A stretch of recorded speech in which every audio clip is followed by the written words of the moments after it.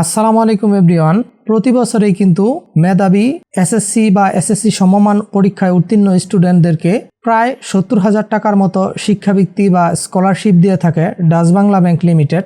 আপনি যদি একজন মেধাবী স্টুডেন্ট হয়ে থাকেন তাহলে কিন্তু খুব সহজেই অনলাইনে আবেদনের মাধ্যমে আপনিও এই স্কলারশিপ নিয়ে নিতে পারেন।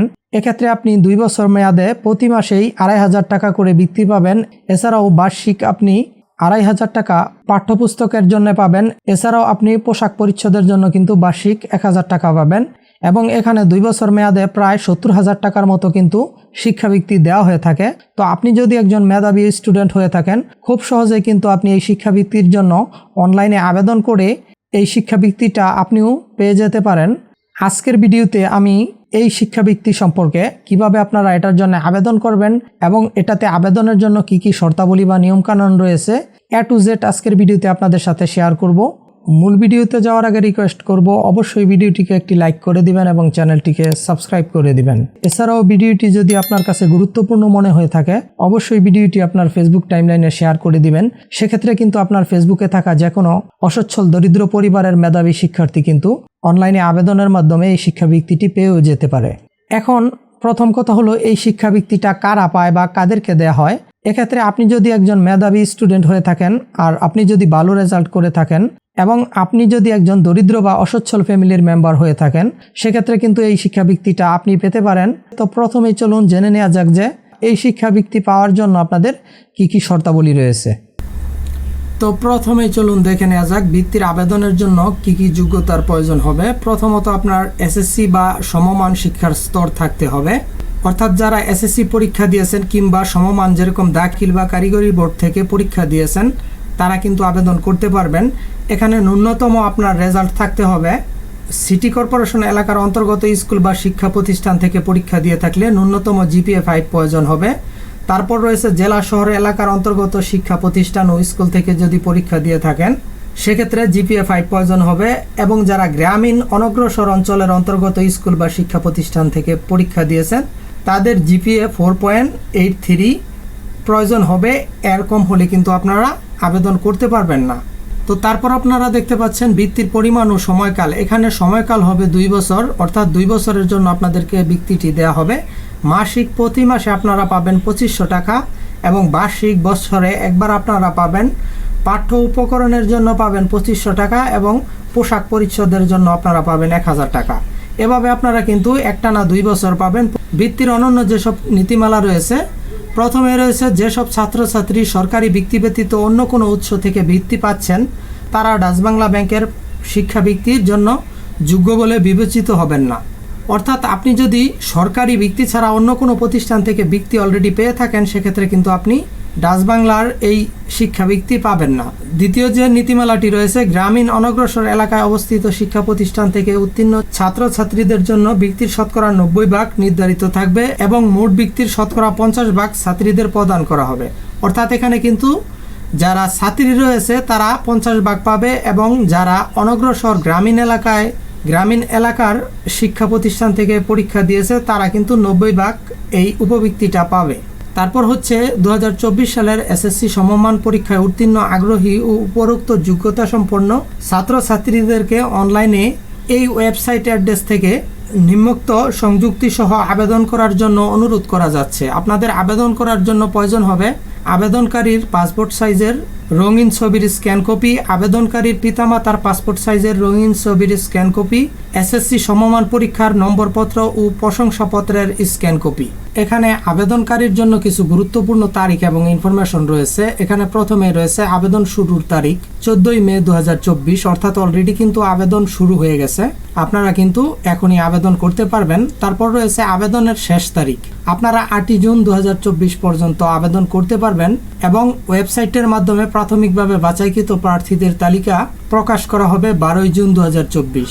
তারপর প্রাথমিকভাবে বাছাইকৃত প্রার্থীদেরকে ডাচ বাংলা ব্যাংকের উপরোক্ত ওয়েবসাইট থেকে, অর্থাৎ এই ওয়েবসাইট থেকে প্রাইমারি সিলেকশন লেটার এবং প্রদত্ত নির্দেশিকার প্রিন্ট কপি সহ সকল কাগজপত্রের সত্যতা যাচাইয়ের জন্য ডাচ বাংলা ব্যাংকের যে কোনো শাখা অথবা মোবাইল ব্যাংকিং শাখায় উপস্থিত হতে হবে 13 জুন 2024 থেকে 9 জুলাই 2024 এর মধ্যে।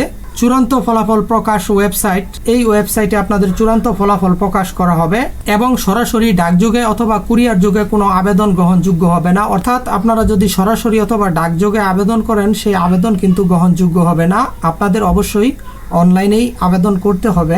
তো এখন চলুন দেখে নেওয়া যাক কীভাবে আমরা এই শিক্ষাবৃত্তির জন্য অনলাইনে আবেদন করব।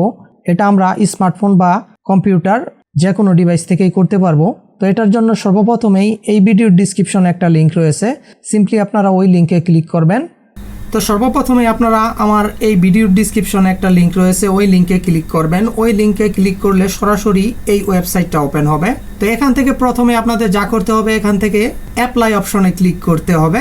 এখন এখানে 5টি ধাপে আপনাকে এখানে আবেদন করতে হবে। প্রথমে রয়েছে আপনার পার্সোনাল ব্যক্তিগত ইনফরমেশন দিতে হবে। তো প্রথমে রয়েছে অ্যাপ্লিক্যান্টস নেম, এখানে আপনি যার জন্য আবেদন করবেন অর্থাৎ আপনার নিজের জন্য হলে আপনার নিজের নাম লিখে দিবেন। তারপর রয়েছে জেন্ডার, এখান থেকে আপনি পুরুষ হলে মেল এবং মহিলা হলে ফিমেল সিলেক্ট করে দিবেন। তো তারপর এখানে ডেট অফ বার্থ, এখানে আপনি আপনার জন্ম তারিখ সিলেক্ট করে দিবেন। তো তারপর এখানে রয়েছে মোবাইল নাম্বার, এখানে আপনি আপনার একটা মোবাইল নাম্বার দিয়ে দিবেন। তারপর নিচের দিকে এখানে ফাদার্স নেম, এখানে আপনি আপনার পিতার নাম লিখে দিবেন। তারপর এখানে মাদার্স নেম, এখানে আপনি আপনার মায়ের নাম লিখে দিবেন এবং এই ইনফরমেশনগুলো অবশ্যই আপনাদের সঠিক দিতে হবে। এনআইডি কার্ড অনুযায়ী তথ্যগুলো সাবমিট করবেন, সেটা সবচেয়ে বেটার হবে। তারপর এখানে রয়েছে টোটাল ফ্যামিলি মেম্বার, এখানে আপনার পরিবারের মোট সদস্য সংখ্যা লিখে দিবেন। তারপর এখানে রয়েছে টোটাল আর্নিং মেম্বার, এখানে আপনার ফ্যামিলিতে কতজন সদস্য ইনকাম করে আর্নিং করে সেই সদস্যের পরিমাণ লিখে দিবেন। তারপর রয়েছে প্রেজেন্ট অ্যাড্রেস, এখানে আপনি আপনার বর্তমান অ্যাড্রেস দিয়ে দিবেন। তারপর এখানে রয়েছে পার্মানেন্ট অ্যাড্রেস, পার্মানেন্ট যে অ্যাড্রেস রয়েছে সেটা দিয়ে দিবেন। অর্থাৎ এখানে বর্তমান ঠিকানা এবং স্থায়ী ঠিকানা 2 ঘরে 2টা লিখে দিবেন। যদি একই হয় সেক্ষেত্রেও কোনো সমস্যা নেই, একই ঠিকানা হলেও আপনারা 2 ঘরে একই ঠিকানা লিখে দেবেন। তারপর রয়েছে পার্মানেন্ট হোম ডিস্ট্রিক্ট, এখানে আপনি আপনার ডিস্ট্রিক্ট সিলেক্ট করে দিবেন। তো তারপর এখানে রয়েছে পার্মানেন্ট উপজেলা, এখানে আপনি আপনার উপজেলা সিলেক্ট করে দিবেন। তারপর নিচের দিকে রয়েছে প্রেজেন্ট রিসাইডেন্ট টাইপ, এখানে আপনি কি নিজের বাড়িতে থাকেন না ভাড়া বাড়িতে থাকেন সেটা সিলেক্ট করে দিতে হবে। নিজের বাড়ি হলে নিজের বাড়ি সিলেক্ট করবেন, ভাড়া বাড়ি হলে ভাড়া বাড়ি সিলেক্ট করে দিবেন। তারপর এখানে টাইপ অফ হাউস, এখানে আপনি কি ধরনের বাড়িতে ভাড়া থাকেন সেটা আপনাকে সিলেক্ট করে দিতে হবে। তারপর এখানে রয়েছে আপনার ইমেল অ্যাড্রেস, এখানে আপনার ইমেল অ্যাড্রেস দিয়ে দিতে হবে। তো তারপর এখানে ল্যান্ড এরিয়া অফ আউন রিসাইডেন্ট, এখানে আপনারা আপনাদের নিজস্ব কতটুকু জমি রয়েছে, কত শতাংশ জমি আপনাদের নিজস্ব রয়েছে সেটা সেই জমির পরিমাণ লিখে দিতে হবে। তারপর এখানে রয়েছে আর ইউ ফিজিক্যালি চ্যালেঞ্জ, এখানে যদি আপনি শারীরিক প্রতিবন্ধী হন বা আপনার যদি শারীরিক প্রতিবন্ধকতা থাকে সেক্ষেত্রে আপনি ইয়েস দিবেন, না হলে নো দিয়ে দিবেন। তারপর নিচ থেকে এখান থেকে আপনারা নেক্সট অপশনে ক্লিক করবেন।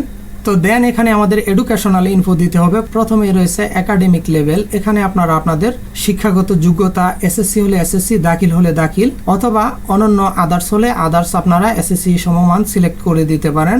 তো তারপর এখানে রয়েছে গ্রুপ, এখানে আপনারা আপনাদের গ্রুপ সিলেক্ট করে দিবেন। তারপরে এখানে রয়েছে পাসিং ইয়ার, এখানে আপনারা যেই সালে, যেহেতু এখন 2024 চলতেছে তো অবশ্যই আপনারা 24-এ পরীক্ষা দিয়েছেন, তো 2024 সিলেক্ট করে দিবেন। তারপর এখানে রয়েছে বোর্ড, এখানে আপনারা বোর্ড সিলেক্ট করে দিবেন। তারপর এখানে রয়েছে রেজিস্ট্রেশন নাম্বার, এখানে আপনারা আপনাদের রেজিস্ট্রেশন নাম্বার উঠিয়ে দিবেন। তো তারপরে এখানে আপনারা আপনাদের রোল নাম্বার উঠিয়ে দিবেন এবং এখানে পাসিং ইনস্টিটিউট, এখানে আপনারা যেই শিক্ষা প্রতিষ্ঠান থেকে পরীক্ষা দিয়েছেন ওই শিক্ষা প্রতিষ্ঠানের নাম লিখে দিবেন। তারপরে এখানে রয়েছে লোকেশন অফ পাসিং ইনস্টিটিউট, এখানে আপনার শিক্ষা প্রতিষ্ঠানটি কি সিটি কর্পোরেশনের নাকি জেলা শহরে নাকি জেলা শহরের বাইরে সেটা সিলেক্ট করে দিতে হবে। তারপর এখানে রয়েছে জিপিএ উইদাউট 4 সাবজেক্ট, এখানে আপনার রেজাল্ট কি সেটা দিয়ে দিবেন। তারপর এখানে নিচের দিকে রয়েছে প্রেজেন্ট প্লেস অফ স্টাডি, এখানে আপনি বর্তমানে কোন শিক্ষা প্রতিষ্ঠানে ভর্তি হয়েছেন সেটা লিখে দিবেন। আর যদি কোনো প্রতিষ্ঠানে ভর্তি না হয়ে থাকেন সেক্ষেত্রে N/A দিয়ে দিবেন। তারপর আপনারা এখান থেকে নেক্সট অপশনে ক্লিক করবেন। তো তারপর এখানে আপনার ফ্যামিলি ইনফরমেশন দিতে হবে। এখানে প্রথমে রয়েছে ফাদার ইনফরমেশন, এখানে আপনার পিতা মৃত না জীবিত সেটা সিলেক্ট করে দিতে হবে। তারপর এখানে রয়েছে ফাদার এডুকেশন, এখানে আপনার পিতার শিক্ষাগত যোগ্যতা সিলেক্ট করে দিতে হবে। এখানে রয়েছে father present and previous profession, এখানে আপনার পিতার কি পেশা ছিল সেটা সিলেক্ট করে দিতে হবে। তারপর এখানে ফাদার প্রফেশন টাইপ, এখানে আপনার পিতার পেশা সিলেক্ট করে দিবেন। তো তারপর এখানে রয়েছে ফাদার প্রফেশন নেম, এখানেও আপনার পিতা কোন প্রফেশনে ছিল সেটা সিলেক্ট করে দিতে হবে। তারপর এখানে রয়েছে father service, business place and contact, এখানে আপনার পিতা কি সার্ভিস করে বা অথবা কি বিজনেস করে, তার যে ঠিকানা রয়েছে সেটা ইনফরমেশন সে সম্পর্কে এখানে লিখে দিতে হবে। তারপর রয়েছে মাদার ইনফরমেশন, এখানেও সেম ভাবে আপনারা প্রথমে মাদার স্ট্যাটাস জীবিত না মৃত সেটা সিলেক্ট করে দিতে হবে। তারপর সেম ভাবে মাদারের শিক্ষাগত যোগ্যতা, এইভাবে আপনারা মায়ের ইনফরমেশনটাও এখান থেকে ফুলফিল করে দিবেন। তারপর রয়েছে ব্রাদার এন্ড সিস্টার এডুকেশন, এখানে যদি আপনার কোনো ভাই বোন থাকে সেটা সিলেক্ট করে দিতে হবে। তো তারপর রয়েছে এখানে other earning member legal guardians information, এখানে যদি আপনার পিতামাতা জীবিত না থাকে, অর্থাৎ আপনি যদি অন্য কোনো গার্ডিয়ানের আন্ডারে থাকেন, সেক্ষেত্রে কিন্তু অন্য গার্ডিয়ান যে রয়েছে তার ইনফরমেশন এবং তার ইনকাম ইনফরমেশন দিতে হবে। এখানে নিচের দিকে লক্ষ্য করুন, এখানে লেখা রয়েছে সতর্কতার সাথে লক্ষ্য করুন, যদি আপনার বাবা মা অথবা দুজনের কেউই জীবিত না থাকে তাহলে নিচের ইনপুট বক্সে মা বাবার আয়ের পরিমাণ আপনাকে লিখতে হবে না। সেই ক্ষেত্রে আপনার যদি অন্য কোনো গার্ডিয়ান থাকে যিনি বা যারা আপনার পড়ালেখার খরচ বহন করছেন, তাদের আয়ের পরিমাণ নিচে উল্লেখ করুন। যে কোনো ধরনের ভুল তথ্য দেয়া থেকে বিরত থাকুন। এখানে আপনার পিতামাতা যদি না থাকে, আপনি অন্য কারো আন্ডারে থাকেন, সেক্ষেত্রে ওই ব্যক্তির ইনকামের ইনফরমেশন দিয়ে দিতে হবে। আর এখানে অবশ্যই সবগুলো ইনফরমেশন আপনারা সঠিক দিবেন। তো সমস্ত ইনফরমেশন দেওয়ার পর এখান থেকে আপনারা আবারও নেক্সট অপশনে ক্লিক করবেন।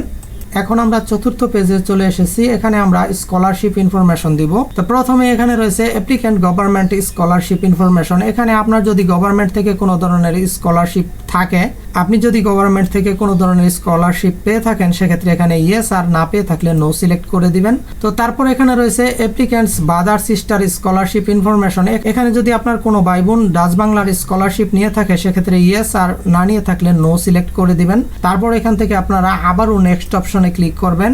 এখন কিন্তু আমরা পঞ্চম অপশনে চলে এসেছি, এখানে আমাদের ফটোর ইনফরমেশন দিয়ে দিতে হবে। এখানে আমাদের কিছু ফটো আপলোড করতে হবে। প্রথমে এখানে যে বিষয়টি গুরুত্বপূর্ণ সেটা হচ্ছে, এখানে লক্ষ্য করুন allow file types JPG, PNG and BMP, অর্থাৎ আপনারা যে ফটোগুলো আপলোড করবেন, ফটোগুলো কিন্তু এই তিনটা ফরম্যাটের যে কোনো একটা ফরম্যাটে হতে হবে, এবং এখানে ফটোর সাইজ হতে হবে 150 kbps, এবং আপনারা এর চেয়ে যত কম করা যায় সাইজটা তত কম রাখার চেষ্টা করবেন। এর চেয়ে বেশি সাইজের ফটো আপলোড করতে যাবেন না, সেক্ষেত্রে আপলোড নাও নিতে পারে। এখানে ফটোর ওয়েট এবং হাইট সিলেক্ট করে দেওয়া হয়েছে। প্রথমেই উইডথের অপশনে রয়েছে 500 px টু 600 px, এবং ম্যাক্সিমাম হাইট রয়েছে 700 px টু 800 px। এটা আপনারা যদি না বোঝেন, সেক্ষেত্রে অন্য কারো কাছ থেকে অন্য কারো সাহায্যে এভাবে আপনারা ফটোগুলো ক্রপ করে নেবেন, তা না হলে কিন্তু ফটো আপলোড নাও নিতে পারে। তো তারপর এখানে প্রথমে ইউর ফটো, এখানে আপনি আপনার একটা ফটো আপলোড করে দিবেন।